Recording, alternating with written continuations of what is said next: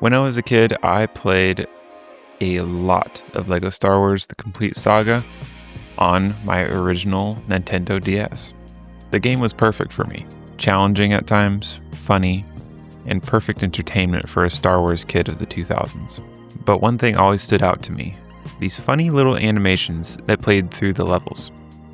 At the time, I didn't realize that the DS version was actually significantly cut down from the Wii, Xbox, PlayStation, and PC versions. But to make the game fit on the cartridge, they had to make a lot of sacrifices to make everything work. And I know it's weird, but I kind of prefer the simple version. Despite the simplicity, they got their point across, and I think that's super cool. Some of these animations are nothing more than 3 frames being moved around the screen. So when I was planning my stop motion, I actually added some longer spaceship scenes, which isn't too common in the stop motion community. At the time, I had no idea how I was going to pull them off, which is why it's taken a long time. But today, I want to take you behind the scenes and show off one of my completed shots and just how I made it.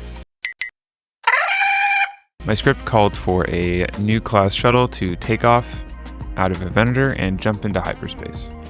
So naturally, somewhere in that sequence, I wanted to have a classic Star Wars flyby. We see these all the time throughout the Star Wars films, and I'd seen an amazing video on how they did it practically in The Mandalorian Season 1 with the Razor's Crest. So first up, we needed a shuttle. I tasked my buddy Adam with constructing the shuttle, and he did a great job. We followed the 2009 official LEGO instructions, which really needs a modern remake, by the way. Once it was built, I adjusted some of the coloring to make the wings a little smoother and update it a little bit so that it matched our other ships. Then I built this crazy rig that can lift the front and back of the shuttle independently, as well as tilt it from side to side. It's overkill for this shot, but you'll be able to see in later shots where we use all the features. Subscribe to see those in action when we get this episode done. Then it was time to shoot. We placed the shuttle on the desk with guides to make it slide straight, and then I put my camera slider parallel to it and set everything so that they would be sliding in opposite directions. Then we painstakingly shot every frame, moving the ship, moving the camera on the slider, then adjusting the pan, focus, and blue screen. Then I pulled all the frames into the computer, and it kind of worked. One of the main issues I found is the lack of speed and distance that the shuttle actually moves.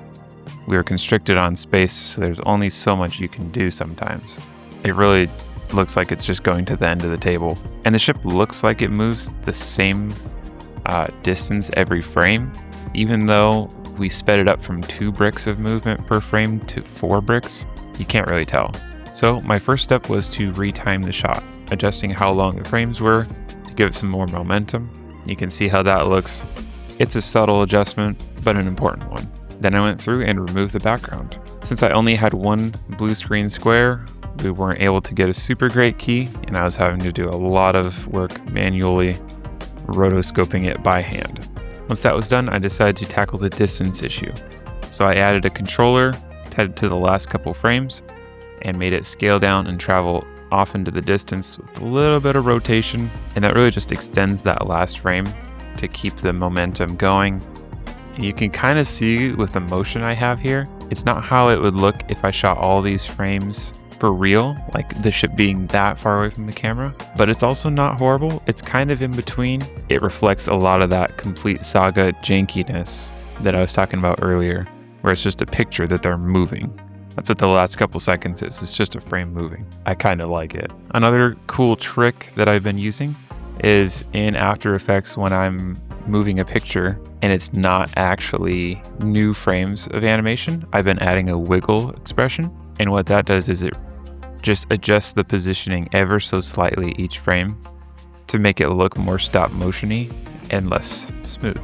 But overall, the motion, like I said, isn't perfect. The last frame is pretty clearly extended and animated by the computer to keep going, but it reflects that style of the Complete Saga like I was talking about earlier, and that's a win in my book. Moving on to the background, I added this star field with a camera move that matches with the animation that I did. And I know what you're gonna say, Oh, you did all this stop motion and then you just threw CG stars in the background. You probably can't tell, but each star is actually a little white round plate. I duplicated those about 2,000 times, scattered them out, and used that as a texture on the inside of a sphere, and then I run my virtual camera through that to get the star field look just right.